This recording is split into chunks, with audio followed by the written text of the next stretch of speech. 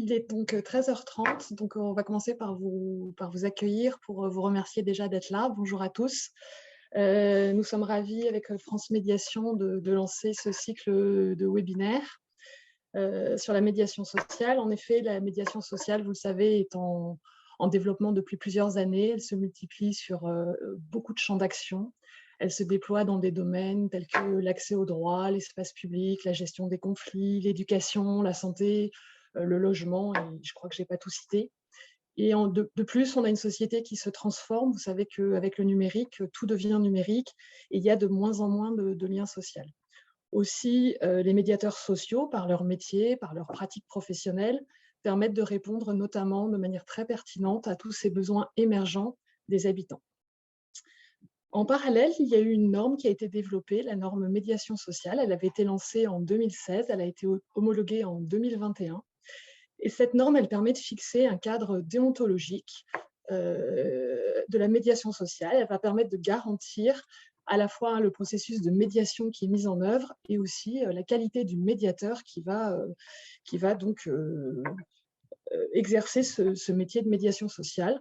Donc cette norme, pour peu qu'on soit certifié, permettra vraiment de poser ce cadre déontologique qui sera donc homogène. Alors, si je suis peut-être plus pratico-pratique, on propose donc 5 webinaires cette année. Donc, celui-ci est le premier du cycle. Et on va notamment parler de ce cadre déontologique de la médiation sociale qui s'adresse donc à tous les médiateurs sociaux, mais surtout à tous leurs employeurs. Sachant que donc, nous, à NCT, on est très engagés sur ces sujets de médiation sociale. On avait, avec France Médiation, contribué à la création et à l'homologation de cette norme de médiation sociale. On a par ailleurs un dispositif adulte relais que vous connaissez tous, que nous accompagnons. Il y a à peu près 80 millions d'euros qui sont consacrés annuellement à ce dispositif. Et on finance à peu près 6 514 postes d'adultes relais. Enfin, la NCT s'inscrit dans les préconisations du rapport Vignal. Alors, pour ceux qui l'ont lu, mais je pense qu'on va en reparler tout à l'heure, c'est la professionnalisation des médiateurs sociaux, c'est la reconnaissance du métier de médiateur social et bien sûr le développement de postes de médiateurs. Enfin, je vous invite à venir aussi vous y inscrire. On a développé un réseau social de la politique de la ville qui s'appelle la plateforme Grande Équipe, dans lequel on a ouvert un groupe médiation sociale et on vous invite à vous y inscrire, à venir enrichir cette plateforme de vos expériences, de vos bonnes pratiques. Et bien sûr, vous y retrouverez le replay de ce webinaire, puisque vous avez vu, je crois, en cliquant dans la session que la séance était enregistrée. Je passe tout de suite la parole à France Médiation. Oui, bonjour tout le monde. Je suis très heureux d'organiser ce premier webinaire avec la NCT sur le cadre déontologique. Merci à tous d'être présents. Merci à la NCT, Joël Martichoux, Gabriel Denadayac et toute l'équipe de la NCT pour avoir préparé avec nous ce webinaire.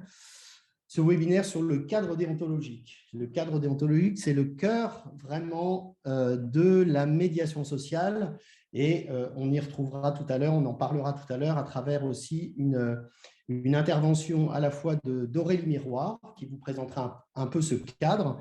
Et puis après, nous donnerons la parole à 3 médiateurs qui interviendront justement sur ce cadre déontologique et leur expérience de médiateurs et notamment de la position de tiers et de ce cadre déontologique qui leur sert effectivement de charte éthique, si vous voulez, pour mettre en œuvre leur action de médiation sociale. Alors, un tout petit rappel quand même avant de donner la parole à Aurélie. La médiation sociale, ça fait plus de 40 ans qu'elle existe et elle s'est construite progressivement depuis les années 80-90. Au départ, aucun cadre. Les premiers médiateurs et médiatrices allaient sur l'espace public pour intervenir à la fois auprès des services publics et puis aussi sur des problématiques de tension, de gestion des conflits, etc. Mais il n'y avait pas de cadre. Et progressivement, l'État a voulu institutionnaliser cette démarche en commençant à construire justement des éléments de référence métier. Ces premiers éléments de référence métier, ils apparaissent dans les années 2000 avec la définition de la médiation sociale, définition qui a été donnée par 43 experts européens lors du séminaire européen de Créteil, organisé par la France lors de la présidence française. Et puis, tout de suite après, il est institué, et je vais dire institutionnalisé, un cadre déontologique qui commençait à exister un petit peu avant la définition, mais qui n'avait pas été, on va dire, officialisé dans un cadre précis. Et puis, je vais revenir à ce que Gabriel de Nadaillac disait. Eh bien, ce cadre déontologique, il apparaît dans une norme métier qui est aujourd'hui homologuée. Et puis, il apparaît parce qu'aujourd'hui, on parle bien d'un métier.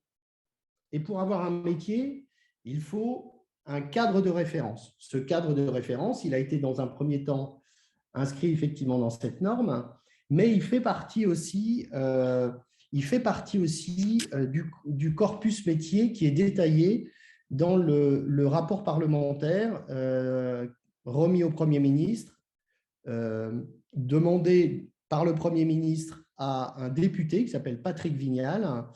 Et dans ce rapport parlementaire, il est demandé, une des propositions est de reconnaître la médiation sociale dans le Code de l'action sociale et des familles, donc bien ce corpus métier qui aujourd'hui est normalement connu de tous et qui fait partie des éléments constitutifs de ce métier-là. Alors, ce cadre déontologique, on va en parler, c'est le but de ce webinaire. Donc, n'hésitez pas à poser des questions au fur et à mesure de ce webinaire dans le chat. On prendra vos questions et on essaiera les uns et les autres, suivant les questions, d'y répondre. Voilà, alors, je vais tout de suite donner la parole à Aurélie Miroir. Aurélie, la parole est à toi. Donc, Aurélie est chargée de mission à France Médiation et formatrice, fait partie de l'équipe de formatrices et de formateurs de France Médiation. Pour 10 minutes, un quart d'heure, Aurélie, pour présenter ce cadre déontologique. Merci Laurent. Alors bonjour à tous. Alors je me permets juste de vous partager un support. Voilà. Est-ce que tout le monde voit le support? Oui. Alors, du coup. Alors, le cadre déontologique. Ce que je vais vous proposer, c'est de le déterminer en 3 temps, dans les 10-15 minutes qui me sont accordées. Alors, je vais déjà reprendre la structuration du cadre déontologique, mais clairement, ça a été évoqué par Laurent Giraud, donc du coup, je vais passer très rapidement. Et après, c'est surtout pourquoi l'importance de s'approprier ce cadre déontologique pour construire sa posture professionnelle. Et ensuite, on reviendra vraiment sur les principes qui garantissent le processus de médiation sociale et la posture du médiateur social. Donc, la structuration du cadre déontologique, comme l'a dit Laurent Giraud, c'est apparu dans les années à peu près 80 avec l'apparition de nouvelles formes d'intervention sociale, notamment à travers les femmes relais, les ALMS, suite à une commande publique, notamment en lien avec la politique de la ville, pour répondre à des besoins sur des quartiers prioritaires. Et à côté de ça, en parallèle, il y avait aussi de la médiation sociale au sens de tierce, au sens d'intermédiaire, avec d'autres professionnels qui pouvaient faire fonction de médiation, notamment des gendarmes, des éducateurs, enseignants, mais ce n'était pas leur objectif premier, en tout cas ce n'était pas inscrit dans leur référence. Du coup, il y a eu vraiment cette volonté d'un peu de faire reconnaître le métier de médiation sociale et surtout de faire d'unifier un petit peu les différentes pratiques et avoir une clarification au niveau du métier. C'est pour ça qu'il y a des textes de référence qui ont commencé à être statués pour les ALMS, les femmes relais, les correspondants de nuit. Mais à partir de la définition de la médiation sociale en 2000, est née justement en 2001, lors d'une délégation interministérielle, la charte de la référence de la médiation sociale où le cadre déontologique a commencé à apparaître. Et ensuite, il a commencé vraiment à être de plus en plus structuré, notamment avec l'arrivée de la norme, voilà, ça a été cité en introduction, notamment avec la norme expérimentale en 2016 et avec la norme vraiment homologuée en 2021. Donc, il y a vraiment cette volonté vraiment de pérenniser le métier et de le rendre de plus en plus, voilà, d'être lisible et reconnu au niveau de tous, que ce soit des bénéficiaires, au niveau des partenaires institutionnels, financiers et aussi surtout au niveau des bénéficiaires. Donc, pourquoi c'est important de s'approprier le cadre déontologique pour construire sa posture professionnelle? Dans un premier temps, ça permet déjà de structurer son activité de médiation sociale. Pourquoi? Parce que ça permet justement d'avoir un peu cette feuille de route, de savoir dans quel cadre je suis vraiment dans ce processus, dans quel cadre je suis dans une bonne posture. Et ça permet aussi de définir les limites. Et du coup, ça permet donc d'agir pleinement dans son champ d'intervention, d'appréhender les limites et surtout celles des partenaires. C'est-à-dire, par exemple, ça permet aussi de préserver les relations avec les partenaires parce que je connais les missions de chacun et je connais la posture de chacun. Et ça permet d'agir en toute efficacité sur le territoire et notamment auprès des bénéficiaires. Et ça permet aussi pour les médiateurs sociaux d'être plus légitimes et d'être reconnus aussi sur le territoire et d'avoir cette complémentarité, cette plus-value avec les autres professionnels. Souvent, j'aime bien dire que les médiateurs sociaux sont des médecins généralistes. Voilà, ils sont là sur le territoire pour être en veille, pour observer un petit peu les besoins et les attentes des territoires. Et quand la médiation sociale n'est pas une réponse, ils orientent vers les spécialistes, d'où l'importance de vraiment connaître les différents partenaires sur le territoire et que chacun puisse agir dans son champ d'intervention et qu'il y ait cette complémentarité entre tous les professionnels. Pourquoi c'est important aussi de s'approprier ce cadre déontologique? Parce que ça vient justement légitimer l'action des médiateurs et la rendre légitime aussi au niveau des partenaires et des bénéficiaires. C'est ce que je disais, c'est que ça permet d'apporter des réponses efficaces et d'être complémentaire vraiment avec l'ensemble des partenaires. Et ensuite, ça permet aussi, le cadre déontologique, ça permet de construire sa posture professionnelle, notamment, ça permet aussi de s'adapter pour répondre aux besoins et aux attentes des bénéficiaires, pour répondre aux besoins des partenaires et surtout à la spécificité et la dynamique des territoires, puisqu'on le sait, voilà, chaque territoire est différent, chaque besoin au niveau des bénéficiaires et des partenaires est différent. Et du coup, il faut vraiment l'incarner et trouver du sens dans ce cadre déontologique. Je vous donne un exemple concret. Par exemple, vous avez un principe qui est la responsabilisation des personnes en médiation sociale et surtout de l'accompagner les bénéficiaires vers l'autonomie. On le sait parfois sur certains publics vulnérables ou fragiles, on sait qu'il y a besoin d'un accompagnement, j'ai envie de dire, un peu plus poussé, où on va toujours garder ce principe directeur de faire avec, mais il y a vraiment ce besoin vraiment de détailler au fur et à mesure l'accompagnement, par exemple, j'entends par des démarches administratives. Et il faut toujours avoir à l'idée le cadre déontologique qui est la responsabilisation des personnes pour pas justement partir vers des dérives d'assistanat ou de créer cette dépendance justement à toujours aller se diriger vers le professionnel. Donc, on va adapter notre posture par rapport à notre public, par rapport à notre besoin sur le territoire, mais en ayant toujours en tête d'avoir notre cadre pour rester vraiment professionnel et rester dans notre posture et ne pas arriver sur des dérives. Du coup, c'est important de se l'approprier, de se l'incarner, parce que ça doit faire vraiment partie intégrante, j'ai envie de dire, au quotidien. Donc, ça passe par des échanges de pratiques, ça passe par des réunions d'équipe. En tout cas, il faut vraiment le faire vivre, ce cadre déontologique. Il ne suffit pas de l'afficher dans ces structures comme on le demande la norme. Il faut vraiment qu'il y ait des temps d'échange entre les médiateurs, des temps d'échange avec les encadrants, pour vraiment le faire vivre et construire justement votre posture professionnelle dans vos structures et sur vos territoires. Donc ça, c'est quelque chose qui est important pour que tout le monde ait vraiment ce même socle commun et cette même vision du métier. Le cadre déontologique, c'est quoi? C'est 9 principes. 9 principes qui vont garantir la posture du médiateur social. Qu'est-ce qui va faire que il est dans qualité professionnelle médiateur social, et la posture aussi, tout ce qui est lié au processus de médiation sociale. Comme vous pouvez le voir là justement à l'écran, vous avez des principes qui vont garantir le processus de médiation sociale, par exemple le libre consentement et la participation des parties prenantes. Ça, c'est quelque chose qui est important en médiation, notamment en lien avec la responsabilisation et l'autonomie des personnes. Si nous voulons voilà, que les bénéficiaires appliquent vraiment des solutions lors d'un conflit ou appliquent leurs décisions, le médiateur doit vraiment être facilitateur et doit guider justement dans cette recherche. Mais pour cela, pour que vraiment les bénéficiaires puissent appliquer, il faut vraiment qu'il y ait une démarche volontaire justement de ces personnes. Et aussi pour rappeler un peu les enjeux de la médiation.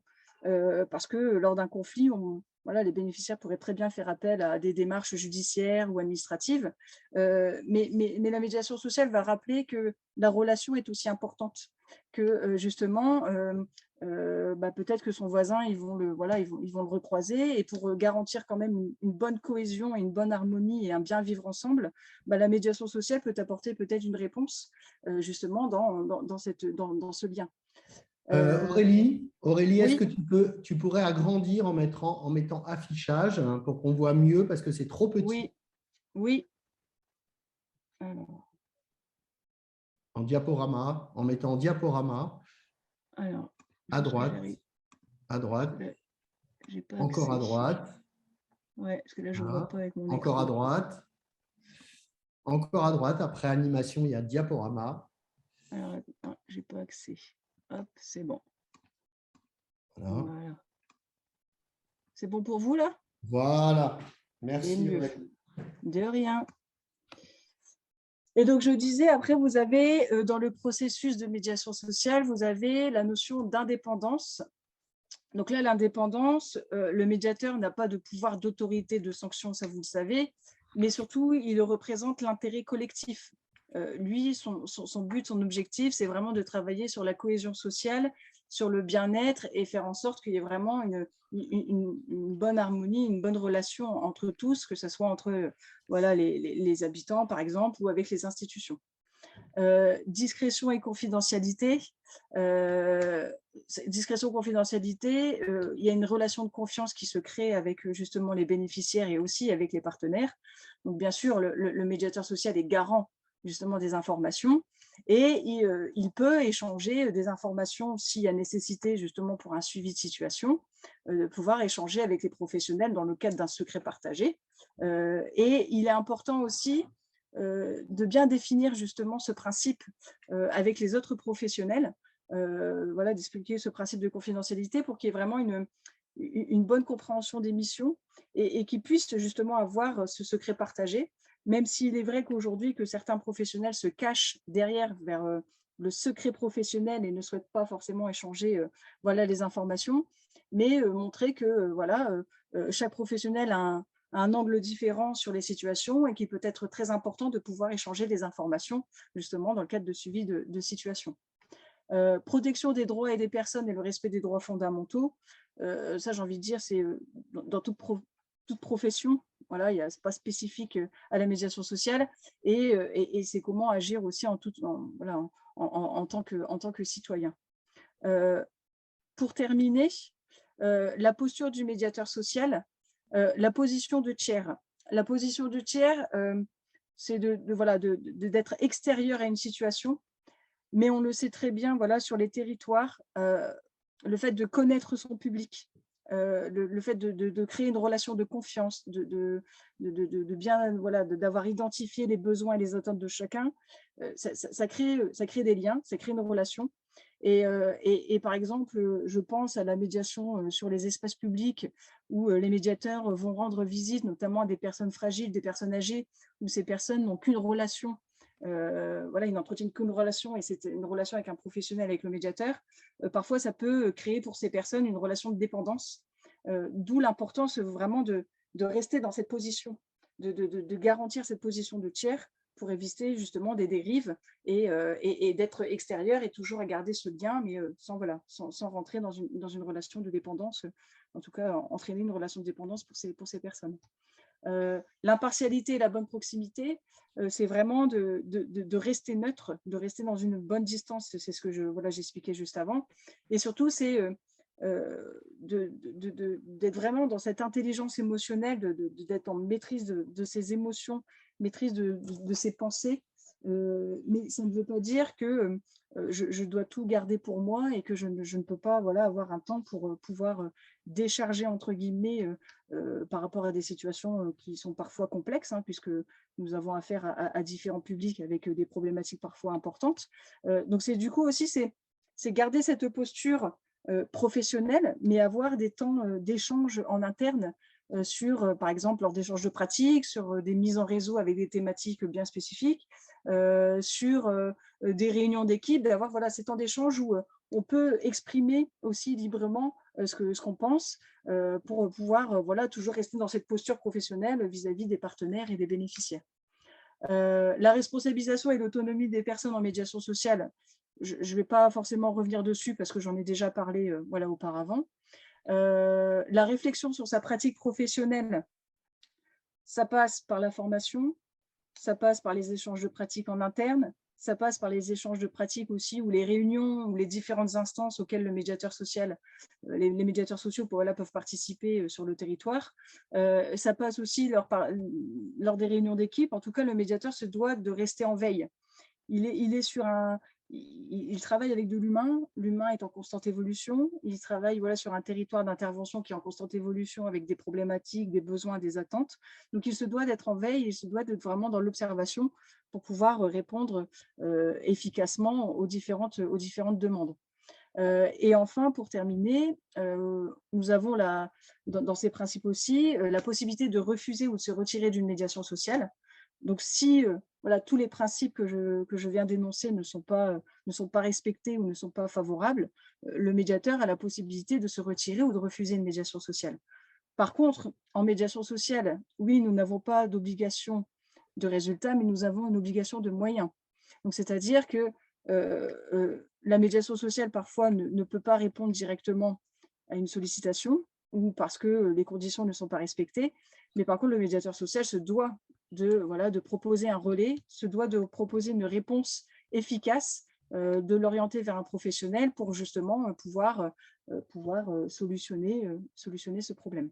Donc, en tout cas, c'est d'avoir vraiment une bonne connaissance de ses partenaires et une bonne connaissance de son territoire pour pouvoir mettre en place justement des mises en relation efficaces. Alors Aurélie, on dit souvent que le médiateur n'est ni un juge, ni un arbitre, ni un policier. Alors, qu'est-ce qui fait justement qu'il est différent des autres? Alors, il est différent des autres parce que déjà, il n'a pas ce pouvoir de sanction et d'autorité. Et c'est surtout qu'il va prendre en compte tous les éléments sans apporter de jugement, sans interprétation. Il est vraiment dans cette posture neutre. Il prend en compte vraiment toutes les informations pour pouvoir après orienter au niveau des professionnels ou apporter une réponse en direct sans cette partie, en restant vraiment objectif et en restant sur des faits. Donc, si j'ai bien compris, quand on est tiers, on accompagne les parties prenantes, c'est-à-dire les personnes en conflit ou les personnes qui souhaitent aller vers une institution et l'institution vers la personne. Il l'accompagne dans la recherche de solutions. Lui, il n'apporte aucune solution. Exactement. Il va être vraiment facilitateur dans cette recherche de solutions, notamment à travers des techniques, les techniques de l'écoute active avec le questionnement, la reformulation. Il va permettre justement aux bénéficiaires d'être vraiment dans cette réflexion, dans cette démarche de chercher une solution. Et pourquoi c'est important à ce que ce soit vraiment les bénéficiaires qui soient dans cette démarche de recherche de solutions, c'est que si on veut vraiment que cette solution soit appliquée, il faut qu'il y ait une démarche volontaire et il faut que ça vienne vraiment des bénéficiaires. Sinon, concrètement, la solution, il faut la mettre en place, mais ça ne sera pas sur du long terme. Et c'est ça aussi le plus de la médiation. C'est que la médiation sociale va amener à une réflexion, mais pour qu'il y ait un impact vraiment sur du long terme. Et qu'il n'y ait pas de récidive, en tout cas si possible, parce qu'on n'a pas on n'a pas une réponse à 100%, on ne sait pas, puisque ça reste de l'humain quand même. Mais en tout cas, c'est voilà, c'est vraiment d'être dans cette piste de réflexion pour que vraiment ils appliquent leur solution.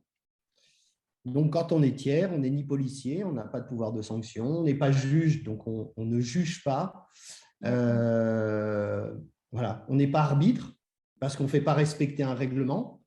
Et mais on est représente effectivement… l'intérêt de personne aussi, surtout. C'est surtout Voilà. ça, on ne représente l'intérêt de personne, on est vraiment là pour l'intérêt collectif et pour vraiment ce bien vivre ensemble. Comment réussir à améliorer les relations, de bien vivre ensemble. Et on est surtout par rapport au juge, on n'est pas sur l'interprétation. C'est qu'on est, voilà, on n'interprète pas, on reste vraiment sur des faits, on reste vraiment objectif. Merci Aurélie. Alors, est-ce que vous avez des questions? N'hésitez pas à en poser dans le chat. Alors, il y a eu une question qui a été posée.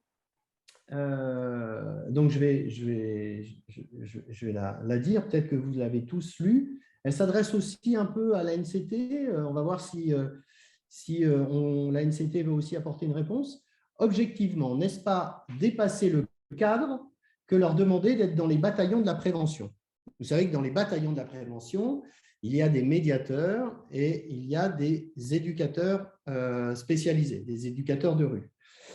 Alors, est-ce que, moi, si j'entends la question, est-ce qu'un médiateur dans les bataillons peut effectivement garder sa posture de tiers et sa posture éthique, puisque le cadre déontologique, c'est d'abord la posture éthique du médiateur? Alors, je me pose la question. Aurélie, veux-tu y répondre? Gabriel ou Joël, voulez-vous y répondre? Alors, moi, j'aurais souhaité des précisions sur la question parce que je ne suis pas sûre de très bien la comprendre. C'est-à-dire, je ne fais pas le lien entre, on va dire,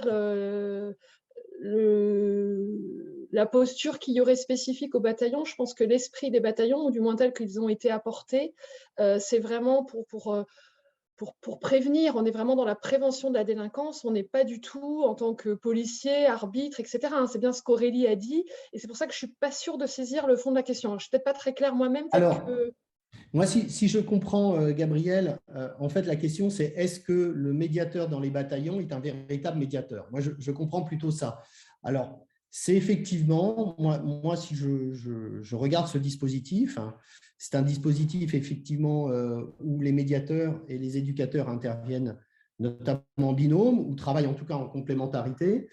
Ce n'est pas le dispositif qui crée la posture, c'est le métier qui crée la posture. Si effectivement dans les bataillons, il y a des médiateurs, ils doivent garantir leur posture éthique, ils doivent garantir le cadre déontologique de leur métier.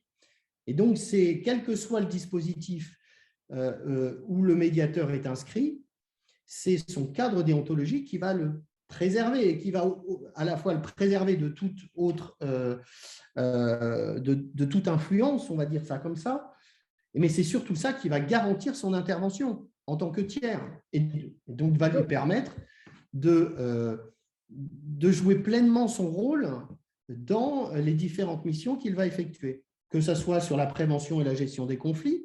On vient de le dire, Aurélie l'a dit, position de tiers, impartial, donc sans parti pris et avec une extériorité au conflit, puisque être tiers, c'est d'abord aussi être extérieur au conflit pour pouvoir accompagner les personnes en conflit dans la résolution de leurs problématiques. Donc, ce n'est pas le dispositif qui crée la posture, c'est le métier qui crée la posture. Donc, quel que soit le dispositif où on est, on doit pouvoir maintenir sa posture et garantir ce cadre déontologique. Une autre question qui est posée, avant de passer au témoignage, quelle différence et quelle complémentarité entre médiateur social et éducateur de rue? Qui veut y répondre? Si je peux me permettre, moi je veux bien, voilà, je veux bien répondre. La différence entre médiateur social et éducateur de rue, c'est que l'éducateur de rue, il est vraiment dans un accompagnement social, sur un accompagnement sur l'insertion professionnelle, par exemple, sur l'insertion scolaire, sur des problématiques peut-être d'addiction. En tout cas, il y a un accompagnement vraiment poussé de l'éducateur, si je prends par exemple au niveau des jeunes. Le médiateur social, c'est ce que je disais tout à l'heure, c'est un médecin généraliste. Lui, il va être dans l'observation, il va vraiment observer et pointer du doigt les besoins ou les attentes ou les problèmes rencontrés chez le public. Et ensuite, ce n'est pas lui qui va solutionner directement. Il va amener justement vers des partenaires, dont par exemple l'éducateur de rue qui pourrait potentiellement prendre en charge justement ce public. Et cette complémentarité, je dirais, entre les deux métiers, clairement, c'est ce que je viens d'énoncer. C'est que parfois, vous avez des publics qui ont une méfiance envers les éducateurs, ou inversement, hein, les publics qui ont une méfiance envers les éducateurs, et du coup, on n'a pas le même regard et on n'a pas la même approche. Et ça permet justement d'approcher de plus en plus de publics et d'observer voilà, différents comportements et d'avoir cette complémentarité. Pourquoi je dis ça? Parce que dans mes précédentes expériences, j'ai moi-même justement travaillé en proximité avec des éducateurs, justement des éducateurs de rue, quand j'étais médiatrice à l'école ou quand j'ai dirigé une équipe de médiation urbaine qui intervenait justement avec des éducateurs. Et il y avait vraiment cette plus-value parce qu'on n'a pas les mêmes champs d'intervention. On n'a pas le même objectif. Et du coup, ça permet vraiment d'avoir une meilleure connaissance de son public et de pouvoir faire des orientations efficaces à travers les différents partenaires et professionnels. Alors, pour compléter les propos d'Aurélie, il y a aussi une vraie différence, c'est que le médiateur, et son intervention se situe pour tous les publics. C'est-à-dire, toute personne qui a besoin, effectivement, qui veut résoudre sa problématique, peut effectivement aller voir le médiateur. Que ce soit la personne âgée, le jeune, voilà, toutes les personnes. Le médiateur, comme l'a dit Aurélie, est un généraliste, mais il s'adresse à tout public. Or, quand on est dans la prévention spécialisée, on a un public ciblé. Et ça, très souvent, c'est le donneur d'ordre, c'est-à-dire le département qui va définir l'âge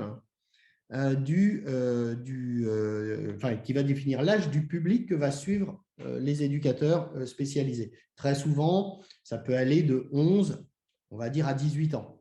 Ça, c'est la première chose. Et la deuxième chose, pareil, pour compléter un peu ce que disait Aurélie, les éducateurs, ils sont vraiment dans le suivi individuel, dans le suivi éducatif. Ce que ne va pas être le médiateur s'il est vraiment en position de tiers. Voilà. C'est vraiment ça la différence. Dernière question, je la prends rapidement. Il y a une question, sommes-nous dans la même définition entre éducateur de rue et équipier de rue? Alors, je vais essayer d'y répondre parce que je pense qu'il n'y a pas de réponse. Je ne sais pas ce que c'est qu'un équipier de rue. Ça pourrait être un médiateur de rue avec un nom d'équipier ou un éducateur de rue avec un nom d'équipier. Donc, je ne peux pas répondre. Voilà, si on peut me donner la définition d'un équipier de rue, on pourra peut-être y répondre en tout cas. Voilà, est-ce que pour l'instant, pas d'autres questions dans le chat? Je vais vous proposer maintenant quelques témoignages. Alors, on va se diriger vers le sud-ouest. Il y a un service à l'accueil pour demain si vous voulez. Je peux vous dire. Ah, si vous pouvez couper les micros, s'il vous plaît. On va se diriger vers le sud-ouest. Le sud-ouest, on va aller à Bordeaux avec une médiatrice que je ne vois plus sur mon écran, Madame Capel. Où êtes-vous? Et je vais vous donner la parole parce que voilà, on a vraiment envie, on avait vraiment envie de vous écouter tous les trois. Il va y avoir 3 témoignages par rapport à votre pratique, voir comment ce cadre déontologique, vous le mettez en pratique lors de vos interventions. Alors, je ne sais pas où vous… Ah, voilà, je vous vois apparaître. Bonjour. Madame Charlotte Capel, bonjour. Alors, bonjour en direct de Bordeaux. Voilà, en direct de Bordeaux. Alors, moi, on revient sur le cadre déontologique. Ma première question, ça serait pourquoi c'est important pour vous d'avoir un cadre déontologique dans vos interventions? Je trouve que déjà Aurélie l'a très bien expliqué, le cadre déontologique. Et juste avant cette intervention, je m'étais posée un peu pour voir moi qu'est-ce qui me venait en premier, qu'est-ce qui m'a été utile dès le début, qu'est-ce qui était important pour moi. Et je me suis rappelé en fait au tout début de ma pratique, parce que moi je suis sortie de l'université, j'ai commencé la médiation parce que j'avais fait un stage chez eux, donc au GIP Médiation, là où je travaille comme médiatrice sociale. Et au début, on m'a expliqué le cadre déontologique, mais on te l'explique, c'est des termes qui sont quand même professionnels et tu les intègres pas tout de suite. Il faut quand même un temps pour les comprendre, pour les assimiler, pour te situer par rapport à ça et par rapport aussi au terrain. Et moi, la première chose qui vraiment m'a aidée grâce au cadre, ça a été avoir une structure. Parce qu'en effet, on est des généralistes, on arrive sur le terrain, il y a plein de types de publics parce qu'on intervient sur du tout public, et toi, tu es là. Et bon, mais du coup, qu'est-ce que je fais? Et ce cadre déontologique, il va te permettre de dire, très bien, il faut une position de tiers, il faut que la personne elle soit autonome dans sa démarche, parce que moi, mon objectif aussi, c'est de pouvoir me retirer après. Que cette personne elle soit indépendante. Je ne suis pas là pour créer une dépendance ou quoi que ce soit. Donc moi, au début de ma mission, ça a été beaucoup d'échanges avec ma coordinatrice, avec mon directeur, avec mes collègues, pour vraiment intégrer ce cadre-là et me situer par rapport à tout ça. Après, quelque chose qui était important aussi avec le cadre déontologique, une fois que je l'avais acquéri, que je l'avais compris, que je savais l'utiliser, ça a été me situer par rapport aux partenaires, ne pas du coup dépasser de mon cadre et leur expliquer aussi, donc avoir une légitimité auprès des partenaires et aussi des usagers. Les bénéficiaires aussi, une fois que tu leur expliques comment tu interviens, quelle est la confidentialité, la discrétion, le lien de confiance, le libre consentement, tu les mets en confiance. C'est une des premières choses que tu leur dis au final dans un échange, une fois qu'il accepte d'échanger avec toi, une fois qu'il accepte de partager son histoire, c'est aussi toi lui faire part de quel est ton métier, comment tu interviens et comment tu peux l'accompagner. Donc ce cadre déontologique, il est essentiel dans l'échange. Alors, est-ce que vous pourriez nous donner un exemple d'une table ronde ou d'un conflit que vous avez résolu et comment ce cadre vous a servi? Sur une table ronde, je pense que quelque chose qui va être assez évident, ça va être la position de tiers. Parce que nous, au GIP Médiation, on intervient sur les conflits de voisinage. On rencontre un premier parti, la personne qui demande la médiation, qui nous explique qu'est-ce qui se passe, sa situation, donc, écoute active, reformulation, explication de nos missions. Après, on envoie un courrier à la personne qui est demandée. Donc, si elle accepte le libre consentement, on la rencontre. Pareil, du coup, on écoute sa version des faits, comment il vit la situation, écoute active, reformulation. Et l'aboutissement, c'est advenir à la table ronde, où les deux parties se rencontrent. Et là, la position que nous, on prend, ce n'est pas accompagner une personne ou l'autre, c'est vraiment être extérieur à la situation. Donc déjà, se questionner sur est-ce que je suis extérieur à la situation? Est-ce que ça ne me fait pas écho à quelque chose? Est-ce que cette personne, je la connaissais avant ou pas? Par exemple, avec mon binôme, parce qu'on intervient en binôme, lui, il avait un autre métier avant qui fait qu'il connaissait pas mal d'acteurs sur le territoire à Bordeaux en général, du monde de la nuit. Et il y avait des conflits entre voisins et bars, et lui ne pouvait pas intervenir parce qu'il connaissait en fait les gérants. Il s'est lui-même mis en retrait, et c'était moi et du coup une autre collègue qui intervenait. Parce que c'est essentiel lors d'un échange de table ronde qu'il n'y ait pas un parti qui sente qu'il est plus pas favorisé, parce que tu peux aussi rééquilibrer les rapports, parce qu'il y a des personnes plus timides, plus en colère, mais pas une personne qui se sente avoir raison par rapport à l'autre, si je puis dire. Je ne sais pas si c'est clair. Et toi, tu accompagnes ces échanges sans du coup prendre la place d'une personne dans l'échange, afin qu'on arrive à créer ou recréer un lien entre ces personnes-là qui, après, ensemble, arrivent à réfléchir à une solution, des solutions qui pourraient être mises en place et que toi, derrière, tu puisses te retirer et que ce lien il puisse continuer à être pérenne dans le temps. Donc là, la position de tiers, elle est hyper importante pour mettre en confiance aussi les personnes, pour qu'elles puissent s'exprimer, prendre leur place, et pas que ce soit toi qui soit là à prendre toute la place, à expliquer ce qui se passe, le point de vue de la personne. Et donc, en posture de tiers, puisque vous en avez parlé, et puis dans les tables rondes, est-ce que je reviens sur ce que je demandais à Aurélie, c'est vous qui apportez les solutions? C'est vous qui les mettez sur la table? Comment ça se passe? Justement, comme je disais, nous, on accompagne l'échange. On accompagne l'échange, on essaye que chacun puisse s'exprimer, expliquer son point de vue, expliquer ce qu'il ressent, c'est essentiel. Mais l'objectif est qu'on leur explique au début de la table ronde, c'est qu'après, eux adviennent, lors de leur échange, à pouvoir exprimer ce qui les dérange et après réfléchir ensemble à des solutions qui pourraient advenir, mais par eux-mêmes. C'est pas à moi de dire « Ah, ben s'il y a des problèmes de poubelle, ben toi, tu les sors. » C'est pas mon rôle de médiatrice. mon rôle de médiatrice, ça va être comment vous vous sentez, reformuler les phrases aussi quand l'autre partie ne les comprend pas forcément, demander de revenir sur un sujet si je sens que ça n'a pas été totalement développé ou qu'il y a encore des choses qui doivent sortir. Mais après, c'est aux deux parties qui sont du coup acteurs de cet échange-là et acteurs de leurs problématiques de trouver les réponses. Parce qu'au final, on se rend souvent compte que les personnes ont déjà toutes les solutions. On ne leur apporte pas forcément les solutions. On a souvent les solutions aux problèmes. Et c'est eux qui vont les faire émerger. Et grâce aux solutions qu'ils trouvent ensemble, trouver un terrain d'entente et qui va durer dans le temps. Donc, vous êtes un accoucheur, quelque part, un accoucheur de solutions. Oui, Platon serait très heureux. Mais... Dernier point que je voulais voir avec vous. Vous avez effectivement, vous organisez une table ronde. Et qu'est-ce que vous faites est-ce qu'il y a un protocole d'accord? Est-ce que la rencontre est confidentielle? Est-ce que vous demandez effectivement aux parties prenantes si elles souhaitent que ce protocole ou ces accords soient diffusés?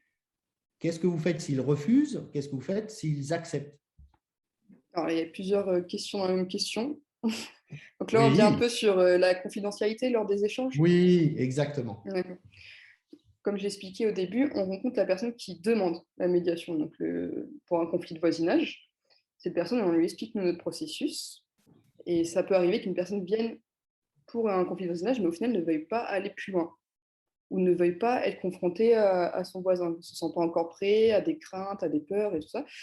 Donc, nous, on essaye de voir avec elle déjà où est-ce qu'elle se situe, qu'est-ce qu'elle se sent capable de dire, qu'est-ce qu'elle se sent capable de confronter, qu'est-ce que nous, on peut aussi dire aux voisins, si après d'ailleurs on lui envoie un courrier, si sur le courrier on nomme le nom de la personne qui demande la médiation, ou si on met en anonyme, parce que ça c'est possible aussi. Une fois qu'on rencontre la deuxième personne, en amont avec la personne qui demande la médiation, pareil, est-ce que vous êtes anonyme? Est-ce qu'on peut parler de cet échange? Est-ce qu'on peut parler de la durée? Est-ce qu'on peut parler de choses qui vous plaisent? Ça, on évite parce que le mieux, c'est que c'est la personne qui en parle directement, mais qu'est-ce qu'elle se sent capable de dire? La confidentialité, elle est hyper importante, à mon sens, pour le lien de confiance. Enfin, moi, je travaille aussi sur le quartier du centre-ville. On a beaucoup de publics qui sont marginaux SDF. Donc là, je parle un peu de la table ronde, je parle un peu plus du quartier. Mais c'est ces personnes qui, au final, ont quasiment rien, si je puis dire, n'ont pas de logement, pas de travail, pas forcément d'accès à la santé. Ce qui leur reste, c'est leur histoire.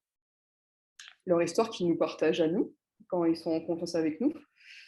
Et si nous, on se permet de divulguer comme ça à d'autres partenaires ou à d'autres personnes et que ça peut peut-être lui revenir, en fait, qu'est-ce qui lui reste aussi à cette personne-là? Si même son histoire, on la prend et on la racontera à d'autres personnes. C'est un peu aussi son estime de lui-même, c'est ce qui fait qu'il existe, son histoire, c'est sa dignité. Et quand tu lui expliques que toi, tu vas être dans la confidentialité, la discrétion, ça le met en confiance. Parce que son histoire lui appartient et il garde le contrôle là-dessus. Donc toujours, avant de parler à un partenaire peut-être de ses problématiques, de son suivi, on lui demande. Et lui demander, c'est aussi le faire exister. Et sur des publics à la rue, c'est hyper important déjà, de reconnaître le fait qu'il est là, qu'il existe, qu'il a une empreinte sur la réalité et sur le monde qui l'entoure. Merci bien pour ce témoignage, Charlotte. On va passer du sud-ouest à l'est. On va aller à Charleville-Mézières avec Yann Herrion et sa collègue, je crois que c'est Karine, hein, si je ne me trompe pas. Voilà. Alors, de votre côté, comment ça se passe? Voilà. Comment ça se passe à Charleville? Est-ce que vous avez le même cadre déontologique? Comment est-ce que ce cadre est protecteur pour vous? Est-ce qu'il vous permet la relation avec les habitants de Charleville-Mézières? Je ne sais pas comment ils s'appellent, mais voilà. Est-ce que vous pouvez nous parler aussi de ce cadre déontologique? Alors, les habitants de Charleville-Mézières, ce sont les Carolo-Macériens. D'accord. Sinon, je pense que ce qui est important, c'est que le cadre déontologique soit justement universel, ou tout au moins, on doit le retrouver partout, il doit être appliqué par tous les médiateurs. Avec la définition même de la médiation, je pense que ça doit faire partie de l'ADN du médiateur. Il faut que ce soit presque automatique et très naturel d'utiliser. Et ce qu'on a entendu juste auparavant, le premier témoignage, c'est ça, le plus difficile, c'est déjà d'assimiler, parce que ce n'est pas évident quand on n'est pas des médiateurs nés au départ. La formation est hyper importante, et puis l'expérience va apporter aussi beaucoup de choses et va rassurer au quotidien. Je pense qu'on est de plus en plus, alors ce n'est pas le mot idéal, mais performant, efficace au fur et à mesure du temps avec les expériences, les connaissances et aussi les compétences qu'on va pouvoir acquérir au fur et à mesure avec les formations. Donc le cadre, moi, à titre personnel, bon, je suis responsable de service, mais je suis aussi médiateur pour être sur le terrain. On en a discuté avec Karine. À titre personnel, tout est important dans le cadre, mais cette notion de libre consentement est hyper importante. Moi, j'insiste beaucoup lorsque nous sommes sollicités, justement pour essayer d'accompagner à résoudre un conflit. Eh bien, on s'assure que les deux parties ont envie d'avoir une médiation, de tenter de trouver une solution à l'amiable.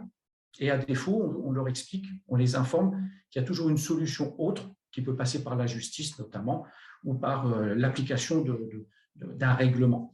Et à défaut, on peut donc les aider à ce qu'ils trouvent tous les deux parties, donc cette fameuse accord à l'amiable. Donc voilà, moi, de tous les points qui sont très importants, c'est cette notion de libre adhésion. On s'assure bien que généralement le demandeur, puisqu'il est demandeur, ça ne lui pose pas de difficulté, mais on s'assure bien que la personne qui est, entre guillemets, incriminée, qui est susceptible d'être l'auteur de quelque chose, on s'assure que la personne comprenne bien de notre démarche et que cette personne est entièrement à 100% volontaire pour essayer de prendre le temps d'écouter et d'avoir de l'empathie, bien sûr, et de comprendre la situation et des points de vue des uns et des autres. Yann et Karine, moi j'avais une question qui me taraude et qui m'est souvent posée. C'est la notion d'indépendance. Yann et Karine, vous travaillez dans une ville. Comment vous travaillez cette question, cette notion d'indépendance par rapport à votre employeur qui est la ville?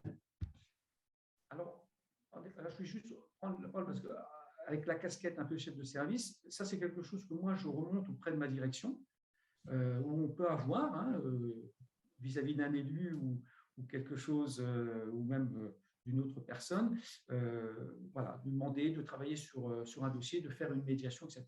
On est là pour justement sortir le cadre en disant non, dans ce cadre-là, nous n'allons pas imposer quoi que ce soit, nous sommes indépendants, donc on doit être libre de pouvoir justement dire c'est de la médiation, ça rentre dans le cadre déontologique. Voilà, on pourrait très bien avoir une démarche d'un élu, ce n'est pas le cas aujourd'hui parce qu'ils ont bien compris aussi ce qu'est la médiation, mais on pourrait avoir une démarche en disant voilà, il y a une personne qui a porté plainte, allez quand même faire de la médiation. Non, c'est tout de suite une des raison pour laquelle nous, on ne fera pas de médiation. S'il y a une action en justice, on ne va pas entraver, bien sûr, la justice. On est là vraiment en amont. Donc, ce côté indépendant, on le fait comprendre, on l'exprime vis-à-vis des parties, mais également donc vis-à-vis de notre hiérarchie et des élus. Alors, on ne fait pas n'importe quoi, bien évidemment. Indépendant, ce n'est pas être libre de faire et de choisir comment on travaille, etc. Il y a un cadre du travail, comme tout le monde, mais on a cette liberté, justement. Même moi, je l'ai appris aussi en formation, on m'a dit, le jour où ton équipe travaille sur un dossier, tu n'as pas à dire, mais non, il faudrait faire ceci, il faudrait faire cela. Voilà, ils gèrent leur dossier parce que, je vais donner des petits exemples, Karine, une fois, me parle d'un dossier et au vu de ce qu'elle me disait, je lui dis je pense que tu vas un peu trop loin, tu vas un peu trop dans l'accompagnement, etc. Et elle m'a recadré en me disant mais attends, tu n'as pas le ressenti. La personne, il faut que je l'accompagne un peu plus. C'est toute la limite qu'on disait tout à l'heure, du faire avec et de ne pas partir dans. Et en effet, en reprenant du recul, j'ai dit, mais oui, tu as raison, il faut l'accompagner un petit peu plus, passer le relais à une assistante sociale, en l'occurrence. Voilà, etc. Voilà. Elle est indépendante, comme le reste de mon équipe, dans la manière de gérer le dossier, entre autres. D'accord, elle est indépendante dans le processus qu'elle va mettre en œuvre pour faciliter la recherche de solutions. Karine, vous voulez rajouter quelque chose? Oui, Parlez bien fort, hein, près du micro, qu'on vous entende bien. Peut-être ce cas-là précis où moi j'ai eu le plus de difficultés avec bonne proximité. Là, c'était un dossier très compliqué parce que c'était un problème psychologique chez une personne qui était seule. Donc, il a fallu toquer à toutes les portes pour que quelqu'un s'en occupe et pouvoir passer le relais. Et en attendant, cette personne avait confiance en moi et s'est accrochée à moi parce qu'elle n'avait personne. Et là, c'était compliqué de mettre en place la bonne proximité. J'ai beaucoup échangé avec mes collègues, avec Yann, pour savoir vraiment où étaient les limites de ce que je pouvais faire. OK. Merci beaucoup pour votre témoignage. On va retourner un peu dans le sud-ouest, à Angoulême, avec M. Boisa. Bonjour. Bonjour à vous. Alors, même question, est-ce que ce cadre, comment vous vous en servez quelque part? Est-ce que c'est votre cœur d'intervention se base sur ce cadre éthique? Comment vous faites? Voilà. Alors, le cadre déontologique, tout d'abord, moi, pour revenir à la question que vous avez posée à la première personne, c'était l'importance du cadre déontologique. Je le trouve important pour tous les médiateurs parce que c'est, on va dire, le fil conducteur entre tous les médiateurs. C'est-à-dire, pour illustrer un peu ce propos, c'est dire, moi, je vais prendre mon expérience. Sur le secteur où je travaille, j'ai une personne avec qui je parle beaucoup, en dehors du cadre de médiation, où je parle vraiment, où elle me parle pas mal. On a créé une très bonne relation, toujours dans la bonne proximité, hein. On a créé une bonne relation et un jour, il est arrivé que cette personne ait rencontré un problème, un conflit de voisinage. Donc, là, c'est que s'est posé la question de la bonne proximité. Alors, moi, j'ai préféré justement, comme dans le cadre déontologique, il est dit, il y a une possibilité de refuser ou se retirer d'une médiation sociale. Et là, l'importance du propos que je disais juste avant, c'est que tous les médiateurs sociaux puissent avoir la même ligne de conduite, c'est-à-dire que j'ai pu passer le relais à mes collègues sans toujours, hein, je lui ai expliqué aussi que je vais passer le relais, que c'est les médiateurs, les autres médiateurs auront la même façon de travailler que moi, mais moi, je savais que ça allait impacter justement ma bonne proximité et mon impartialité. Voilà. Après, moi, le cadre déontologique, je l'utilise beaucoup comme, entre guillemets, une protection, hein, c'est-à-dire sur beaucoup de cas où des personnes peuvent ne pas comprendre, alors qu'on leur explique, ne pas comprendre les limites de nos missions. Ce cadre, il est là aussi pour cadrer le processus et l'intervention, et surtout la posture de médiateur.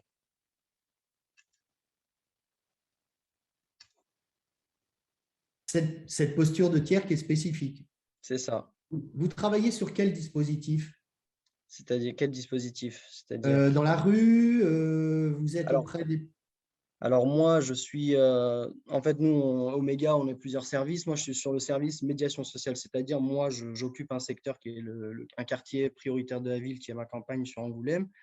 Et je travaille sur tout ce secteur, mais principalement pour tout ce qui est conflit de voisinage et sur l'espace public.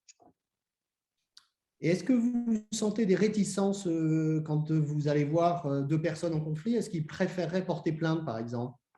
Alors, parfois, ils préféreraient porter plainte, mais justement, nous, on est là pour… Nous, on crée ou recrée un lien. C'est-à-dire, quand on voit que ce lien, il peut être recréé ou créé, nous, on va d'abord proposer la médiation. Toujours proposer, hein, on n'impose rien. On est toujours dans le libre consentement, mais nous, on propose d'abord, on explique notre processus. Et si la personne… le processus de médiation, elle y adhère et elle sent que ça peut être une première solution, entre guillemets, eh bien, on se lance dessus. D'accord. Alors, il est déjà 14h24. Il y a eu plein de questions que je vais essayer de reprendre. Alors, première question. Alors, tout le monde peut effectivement intervenir, notamment les médiateurs ou Aurélie, quand l'origine d'un conflit est liée à une méconnaissance d'un règlement ou d'une loi. Le médiateur doit-il rappeler ce règlement ou le cadre légal ou orienter les deux parties vers un autre professionnel? Qui veut répondre? Dans les témoignages de médiateurs, d'abord. Bah, moi, Charlotte. je peux y répondre. Je peux essayer. Monsieur Boisa, allez-y. Alors, est-ce que nous, en tant que médiateur, on peut rappeler les règles, le règlement ou le cadre légal? Donc, moi, je dirais que oui. C'est-à-dire, je vais prendre un exemple concret, simple. Parfois, on a des personnes qui peuvent être, entre guillemets, avoir des propos racistes. À ce moment-là, en tant que médiateur, on peut rappeler que ces propos-là peuvent être répréhensibles par la loi. C'est-à-dire lui dire, mais moi, je n'ai pas de pouvoir en fait de sanction. Je ne vais pas le sanctionner, mais moi, je vais le prévenir que c'est possible qu'il y ait des poursuites, par exemple. OK. Est-ce qu'il y a un autre cas de Charlotte ou Yann? Est-ce que par rapport à ça? Oui, moi je préciserai juste, mais c'est ce qui a été dit, plus que le rappel à la loi sur le côté très conventionnel, c'est plutôt informer, quoi. On donne bien l'information qu'il existe des textes de loi et que, à défaut, chacun est responsable. À défaut de ne pas appliquer ce que le texte de loi ou la réglementation impose, les personnes s'exposent à des sanctions.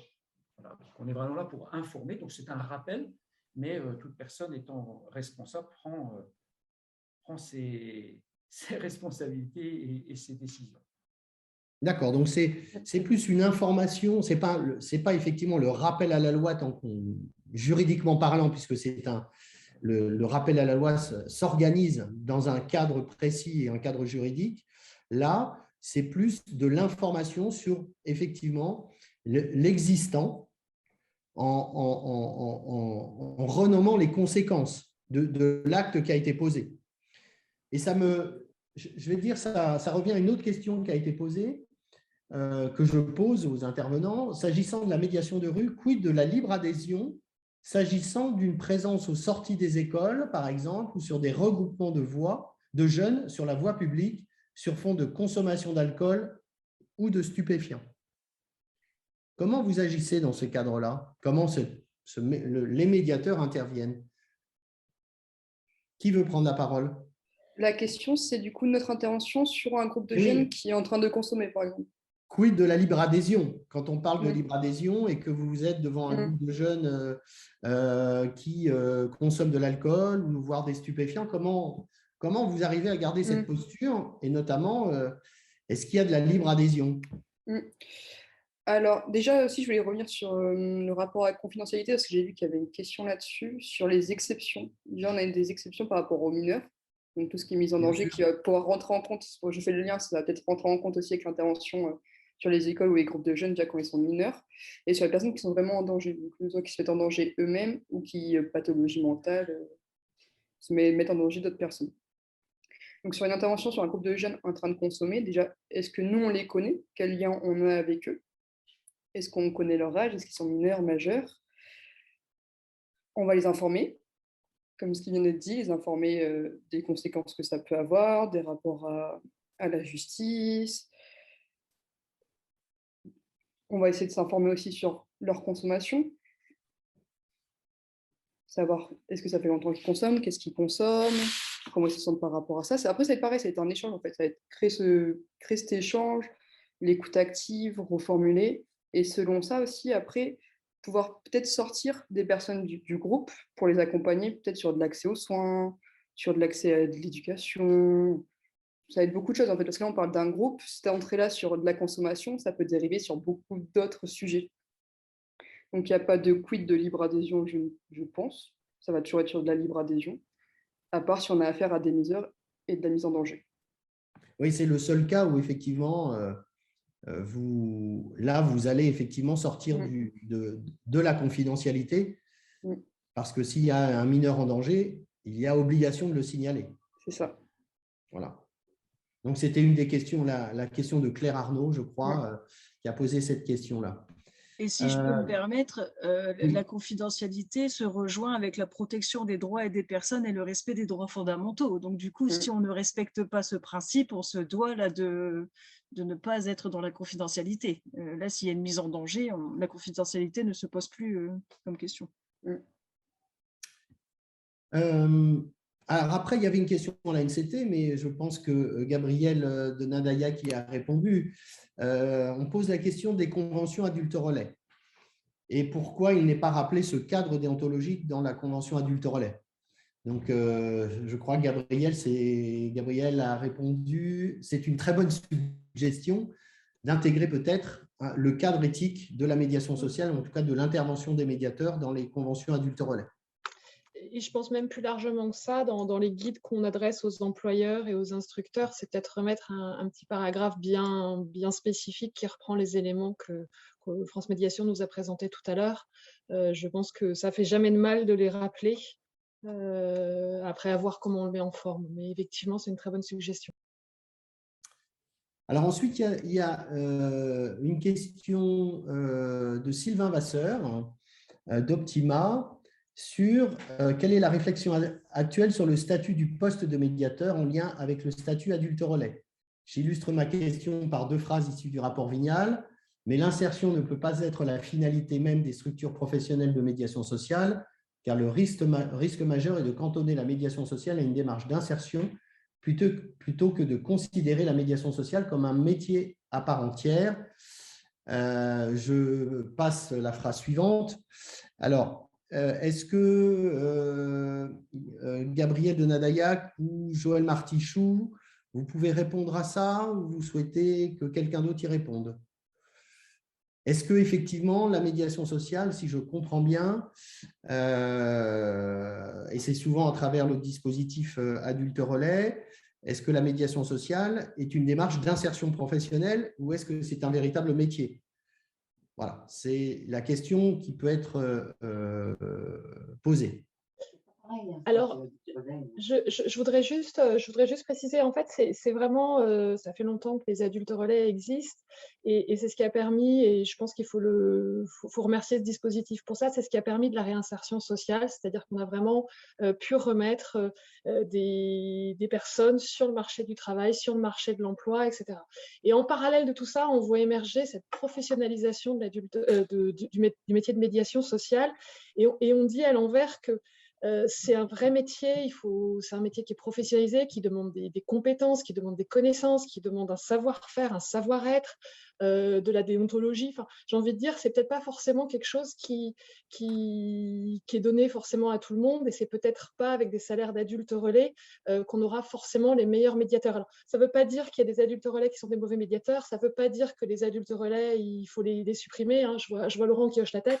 Je pense que c'est plus une réflexion qu'on doit avoir tous ensemble que l'on est, hein, les médiateurs, les employeurs, les associations peut-être de réseau de la médiation sociale, de se dire, est-ce qu'il ne faut pas qu'on professionnalise, qu'on en fasse un vrai métier, qu'il soit reconnu, que quelque part, quand un médiateur arrive, il ait un vrai diplôme, c'est-à-dire qu'on reconnaît un éducateur, pourquoi on ne reconnaîtrait pas un médiateur? Je le dis de manière très simple, je pense, Laurent, tu peux peut-être appuyer mes propos.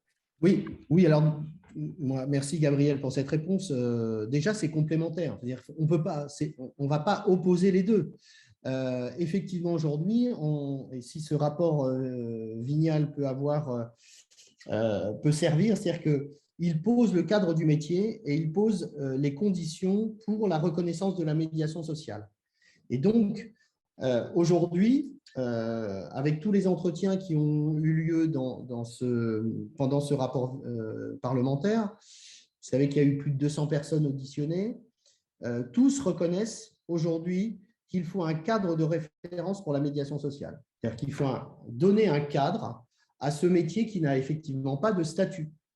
Et c'est aujourd'hui l'un des moyens, effectivement, pour faire reconnaître ce cadre, c'est la loi.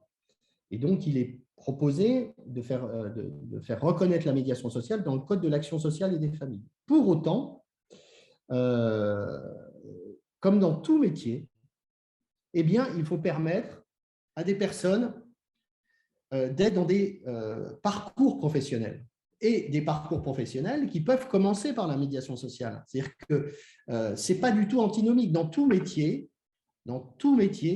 il y a effectivement des personnes qui arrivent, qui n'ont pas forcément de diplôme, mais qu'on va former en cours d'emploi, notamment par l'apprentissage. Donc, il existe effectivement il faut encore qu'il existe et il faut que la médiation sociale permette encore à des jeunes ou des moins jeunes d'intégrer un métier, d'intégrer, on va dire, une activité, de se former dans cette activité et de progresser professionnellement pour aller, soit pour rester dans la médiation, soit pour aller vers des métiers du travail social, de la sécurité. Donc, le dispositif adulte relais est quelque chose d'excellent pour ça. Et ce n'est pas antinomique entre métier et adulte relais, ce n'est pas antinomique. Mais il faut reconnaître aujourd'hui, et Gabriel de Nadaillac l'a très bien dit, il faut inscrire la médiation sociale comme un métier parce que ça demande des compétences, ça demande d'être formé, etc. Voilà. Mais c'est complémentaire. J'aime beaucoup la remarque de Dominique, à quand un diplôme d'État de médiateur social. C'est ce vers quoi on veut tendre. Exactement, exactement. Alors, je pense qu'il y a une question pour toi, Laurence, sur le fait qu'il n'existe pas de formation. Enfin, le fait qu'il existe une formation en médiation sociale ne rend-elle pas de ce fait professionnel ce type de poste? Oui, bien sûr. Le problème, c'est que on trouve, et j'en ai encore eu un exemple hier, des médiateurs qui ne sont pas formés. On va dire des personnes qui intègrent un poste et qui ne sont pas formées.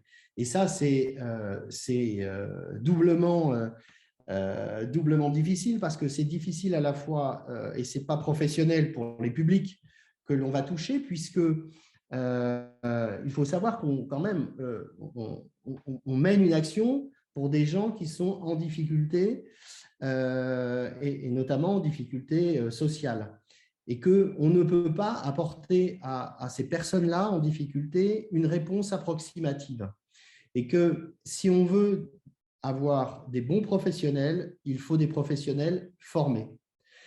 Et dès que les personnels et les professionnels sont formés à la médiation sociale, on se rend compte qu'effectivement, leur pratique change, leur technicité change et leur réponse, de fait, s'améliore, on va dire. Donc, si vous voulez, oui, la formation, elle est indispensable. D'ailleurs, elle est indispensable et elle est inscrite dans la norme. Elle sera obligatoire aussi par le biais de la loi. Donc, c'est vrai que si on veut construire un métier, il faut des professionnels formés. Voilà. Alors, est-ce qu'il y a… oui, alors, une remarque aussi de Dominique, la médiation familiale a un diplôme, oui. La médiation familiale, elle est reconnue depuis 2003-2004 et elle a créé cette profession de médiateur familial. C'est vraiment, c'est arrivé par le diplôme d'État. Et c'est comme ça que la médiation familiale, notamment, a été reconnue. Et je crois même qu'il y a quelques années, mais je crois que ça a bougé maintenant, le diplôme d'État de médiateur familial était un diplôme de niveau 1, c'est-à-dire un bac plus 5. Donc, vous voyez vraiment l'intérêt, on va dire, d'être professionnel parce que là, vous touchez la relation entre les parents et les enfants. Mais quelque part, vous touchez des relations qui sont extrêmement difficiles, extrêmement tendues, avec une réponse qui doit être vraiment très précise et professionnelle pour éviter souvent des catastrophes. Voilà. Gabriel, une question d'Agnès Florentin a mis, pourrait-on avoir le lien pour la plateforme Grande Équipe dont vous avez parlé au début pour l'échange de pratiques? J'essaye de vous le mettre dans le chat. Il y a plein de questions. Je ne sais pas si on aura le temps d'y répondre. Je ne sais pas combien de temps il nous reste. Vous pourrez avoir le PowerPoint. On va l'envoyer à l'équipe de l'ANCT qui pourra le diffuser sur la plateforme. Laurence Desjardins de PPV 93, je voudrais juste notifier que la majorité de nos médiateurs à l'école sont des personnes qui ont des supra-bac, bac plus 3, bac plus 5, dont on attend vraiment impatiemment cette professionnalisation. Ben, on vient effectivement d'en parler. Après, il y a des questions aussi sur médiateur social, référent de parcours, etc. Alors, je ne sais pas si on a le temps d'y répondre. Cette fois-ci, la question est intéressante aussi. L'expérience de vie ne fait-elle pas office de formation? Est-ce que là, je vois la tête de monsieur Boisa? Est-ce que vous voulez y répondre? Alors non, moi je trouve pas du tout parce que moi dans mon cas, ça fait 3 ans que je travaille sur le secteur en tant que médiateur social. Donc, moi je suis arrivé sur la période Covid, ça veut dire que j'ai mis un bon moment à avoir mes formations et justement moi j'ai réellement vu un changement à partir du moment où j'ai eu mes formations, j'ai senti un changement professionnel. Donc déjà on a une meilleure posture, on a une meilleure façon de travailler. C'est-à-dire que pour moi, le moment où j'ai fini mes formations, j'ai senti quand même j'ai monté en niveau quoi, par rapport à lorsque je ne les avais pas. Donc pour moi, oui, c'est indispensable d'avoir des formations et que quand on vient et qu'on ne sait pas forcément qu'est-ce que la médiation, parce que la médiation c'est large, mais quand on ne sait pas ce que c'est la médiation et qu'on arrive avec un parcours de vie, ça fait pas tout. En tout cas, c'est mon avis. Alors, une question aussi, on se laisse encore 4 minutes. 4 minutes, ça vous va? Il y a une question très intéressante de Claire Arnaud. Nous sommes très régulièrement en tension avec les assistantes sociales ou les conseillères en économie sociale et familiale concernant les conditions de la levée du secret professionnel. Pénalement répréhensible, c'est annoncé très clairement lors de nos échanges, si bien que nous nous retrouvons à alerter seuls. Quels sont les indicateurs d'une personne qui se met en danger? Alors là, pour moi, il y a 2 questions. Enfin, la première, c'est la question du secret professionnel et du secret partagé dont Aurélie Miroir a parlé tout à l'heure. Alors, est-ce que quelqu'un veut y répondre déjà à cette partie-là? Est-ce que Aurélie ou… Alors, généralement, c'est vrai que se pose toujours cette question avec les assistantes ou assistants sociaux. Après, j'ai envie de dire, tout dépend si justement ces professionnels ont bien compris ce principe de confidentialité chez les médiateurs sociaux. Et je pense qu'il faut vraiment insister avec ces professionnels sur le but d'échanger des informations dans un but de suivi de la situation et d'apporter une réponse. Puisque généralement, ce professionnel va demander au médiateur d'apporter des informations, mais le médiateur n'aura pas forcément les informations de la part des assistants sociaux, parce qu'il se cache derrière le secret professionnel. Et après, j'ai envie de dire, en toute honnêteté aussi, c'est une question de personne aussi, parce que parfois, voilà, c'est aussi au niveau des relations, il faut quand même le dire.